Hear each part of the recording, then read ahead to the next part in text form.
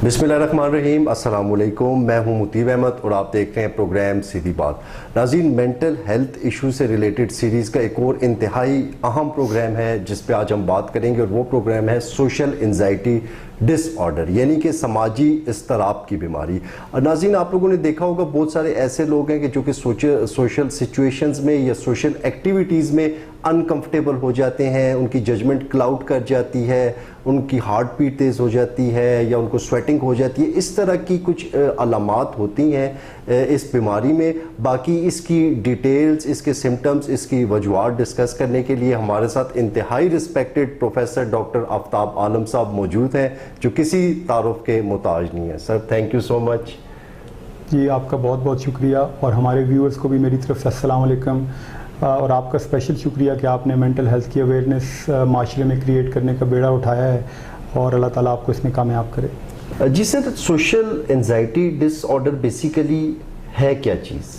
जी, social anxiety disorder Mutib sahib anxiety की एक ख़ास किस्म है जिसमें आपको खौफ होता है, डर होता है, और ख़ास तौर पे सोशल इंटरेक्शंस में, सोशल सिचुएशंस में, ये समाजी राब्ते में होता है, और इसकी वजह से आपकी वर्क परफॉर्मेंस, रिलेशनशिप, जॉब, इन सब चीज़ों के ऊपर बहुत बुरा असर पड़ सकता है।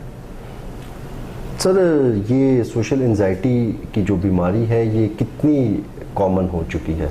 जी, सोशल एंजाइटी की बीमारी बहुत आम है, और एक मोहतात अंदाजे के मुताबिक तकरीबन 7 से 15% लोग मुख्तलिफ़ कंट्रीज़ में सोशल एंजाइटी का शिकार हैं, और ज़्यादातर केसेस में ये बीमारी नौउम्री में यानी 15 से 25 साल के दरमियान शुरू हो जाती है। पास केसेस में ये लेट एज में भी शुरू हो सकती है।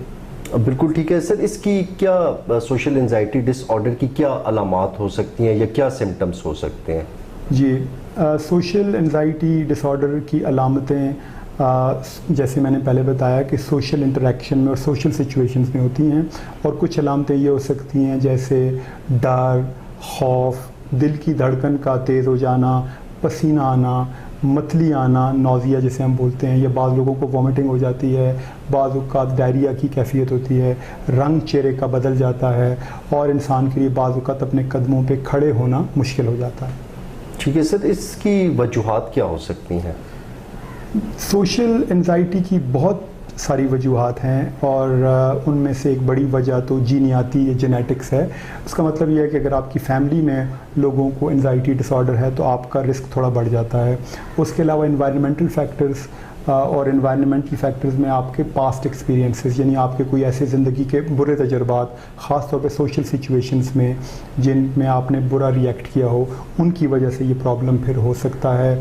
और बाद लोगों की पर्सनालिटी या शख्सियत शुरू से ऐसी होती है कि जो छोटी छोटी बातों पे स्ट्रेस हो जाते हैं, एंशियस हो जाते हैं, उन लोगों में फिर इस प्रॉब्लम को होने का ख़तरा बढ़ जाता है। ठीक है सर, सोशल एंजाइटी डिसऑर्डर की तशख़ीस या से डायग्नोस कैसे किया जाता है?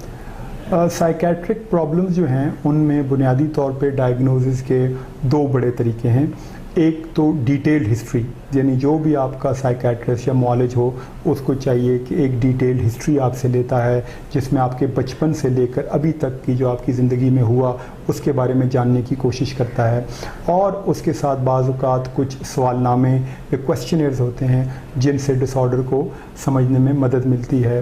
बाज़ औक़ात हम उसके लिए कुछ ब्लड इन्वेस्टिगेशंस भी करते हैं, और उनका मकसद सिर्फ ये होता है कि बाकी बीमारियों को रूल आउट किया जा सके, मसलन थायराइड रिलेटेड प्रॉब्लम्स हैं उनको रूल आउट किया जा सके। ठीक है सर, नेक्स्ट क्वेश्चन आपसे मैं ये जानना चाहूँगा कि ये सोशल एंजाइटी डिसऑर्डर की ट्रीटमेंट कैसे की जाती है? जी, सोशल एंजाइटी डिसऑर्डर की ट्रीटमेंट में बुनियादी तौर पे 2 चीज़ें हैं। एक तो साइकोथेरेपी है या बातचीत का तरीका इलाज है, और उसमें भी कॉग्निटिव बिहेवियरल थेरेपी एक तरीका इलाज है जिसके ज़रिए सोशल एंजाइटी डिसऑर्डर में बहुत ज़्यादा बेहतरी आ सकती है।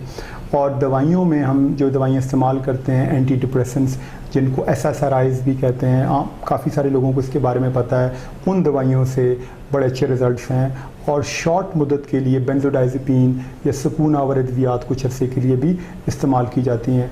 और हमने देखा है कि सोशल एंजाइटी डिसऑर्डर का अगर ये तीनों तरीक़ेकार इलाज के लिए इस्तेमाल किए जाएँ तो बहुत अच्छा रिज़ल्ट होता है। बिल्कुल ठीक है सर। जहाँ ट्रीटमेंट की बात हो रही है, अगर सोशल एंजाइटी डिसऑर्डर से जो लोग गुजर रहे हैं वो लाइफस्टाइल میں چینجز لائیں, تو کیا لائف سٹائل میں چینجز لانے سے اس کو میں امپرومنٹ لائی جا سکتی ہے اس بیماری میں؟ جی بالکل لائی جا سکتی ہے. لائف سٹائل موڈیفیکیشن میں بہتری لانے سے نہ صرف آپ کی ذہنی بلکہ جسمانی صحت پہ اچھا اثر پڑتا ہے. تو وہی ایڈوائس جو ہم ہمیشہ دیتے ہیں کہ اپنی رات کی نیند کا خیال رکھنا, ریگولر ایکسرسائز کو اپنی روزمرہ روٹین میں شامل کرنا 45 منٹس ٹو 1 آور, اپنا سماجی رابطہ یا سوشل نیٹ ورکنگ اپنی فیملی اور فرینڈس کا اس کو مضبوط کرنا, اپنے کھانے پینے میں آرگینک فوڈ کا خیال رکھنا, اور جو بازاری کھانے ہیں اور جو ماڈرن جو چیزیں ہیں ان کا استعمال نہ کرنا, ان سے فرق پڑتا ہے. بالکل ٹھیک ہے سر. لاسٹ میں آپ سے یہ بڑا امپورٹنٹ کویشچن ہے کرنا چاہوں گا کہ کوئی بندہ اگر یہ محسوس کرے یا اسے یہ لگے کہ وہ سوشل انزائٹی ڈس آرڈر سے گزر رہا ہے یا عنقریب وہ اینٹیسپیٹ کرے کہ اسے یہ ہو سکتا ہے, تو اس کے لیے, ان لوگوں کے لیے آپ کیا اوپینین سجیسٹ کریں گے؟ دیکھیں, میں تو میڈیکل کالج میں پروفیسر ہوں, پڑھاتا بھی ہوں, تو میں نے دیکھا ہے کہ بہت سارے اسٹوڈنٹس کو سوشل انزائٹی ڈس آرڈر ہے. ہمارے روزمرہ کے انٹریکشنز میں بہت سارے لوگوں کو سوشل انزائٹی ڈس آرڈر ڈائگنوز ہم کر سکتے ہیں, لیکن بہت سارے لوگوں کو اس کے بارے میں پتہ ہی نہیں ہے. تو پہلی بات تو اویئرنیس کریٹ کرنا ہے تاکہ لوگوں کو یہ پتہ چلے کہ جو مسئلہ میرے ساتھ ہے اس کو سوشل انزائٹی ڈس آرڈر کا نام دیا جاتا ہے. دوسری بات جو ہمیں بتانے کی ضرورت ہے کہ اس کا بالکل علاج ممکن ہے. ہزاروں لاکھوں لوگ جو ہیں سوشل انزائٹی ڈس آرڈر ہونے کے باوجود ایک کامیاب زندگی گزارتے ہیں. اور یہ بات بھی لوگوں کو بتانے کی ضرورت ہے کہ اگر آپ سوشل انزائٹی ڈس آرڈر ہے اور آپ اس کا علاج نہیں کروا رہے تو آپ کے اندر لائف میں جو پوٹینشیل ہے, آپ اپنے کیریئر میں, اپنی لائف میں جتنا آگے جا سکتے ہیں, تو آپ یو آر چوزنگ کہ آپ اتنا آگے نہ بڑھیں, یہ فیصلہ کر کے کہ آپ ٹریٹمنٹ نہیں کرا رہے. تو میرا طرف سے جو پیغام ہے وہ ہوپ کا ہے, آپٹیمزم کا ہے, اور یہ ہے کہ قابل علاج ہے اور آپ ضرور اپنے معالج سے رابطہ کریں. ٹھیک ہے سر, تھینک یو سو مچ. آپ اتنے قیمتی ٹائم میں سے ٹائم نکالتے ہیں. آپ کا بہت بہت شکریہ جی. تھینک یو مطیب بھائی.